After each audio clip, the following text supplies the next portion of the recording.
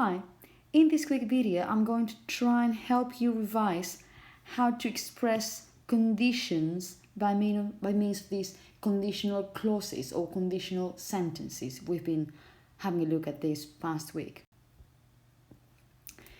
Remember, we're talking about two different possibilities. This is the first one. Imagine I'm your mum and I tell you something like, if you pass all your exams, you will go to Santa Susana. In this case, what I'm saying is that I believe that this is possible. You can pass all your exams. So if you pass your exams, you will go. This is the consequence.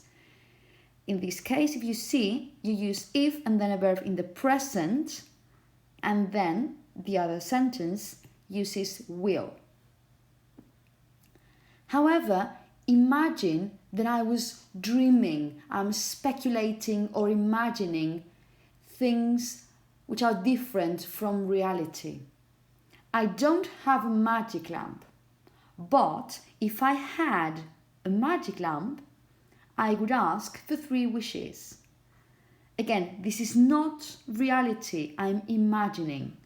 So I say, if I had in the past, I would ask, with a conditional with would. Okay? So we're going to contrast these sentences again. When you talk about possible real situations, you could say things like, if you don't tidy up your room, you won't play video games. Again, verb in the present and then verb in the future.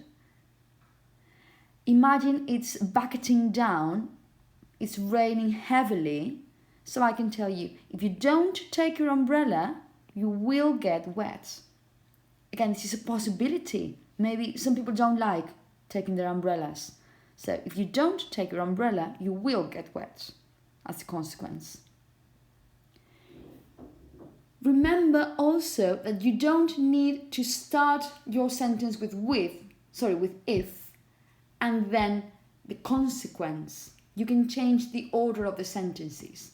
So you could say, if you take some cough medicine, you will get better.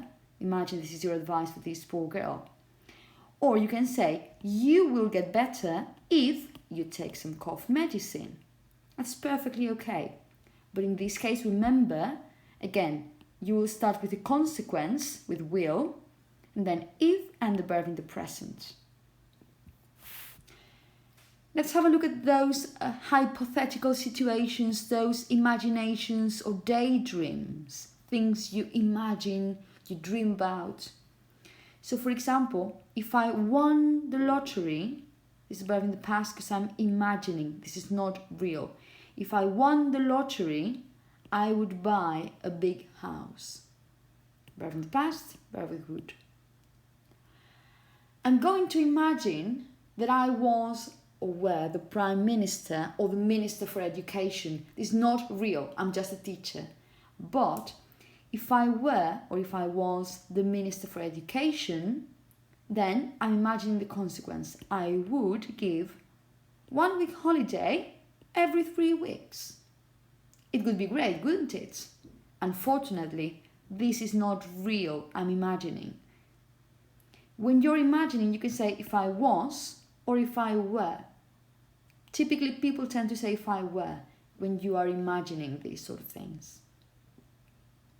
Again, remember that you can change the order of the sentences. And you can say, if I lived in Los Angeles, I would see a lot of Hollywood stars, or I would see a lot of Hollywood stars if I lived in Los Angeles. The order of the sentences doesn't really matter. So, this is what you need to remember when you're revising for your exam. When you're talking about real things, this is the structure you use. You use if, a subject and a verb in the present, and the consequence, you have subject, verb with will, and the infinitive. If you are imagining things, this is the second type, you use if, a subject, and the verb in the past, and then the consequence, you use subject, would, and then an infinitive. I can also recommend you to download the PDF file, which you will find in the blog, which is exactly the same as this video presentation, but just for you to have it written down. Of course, revise everything we've been doing this week, last week, and revise the exercises as well. So this is going to help you see how these sentences go.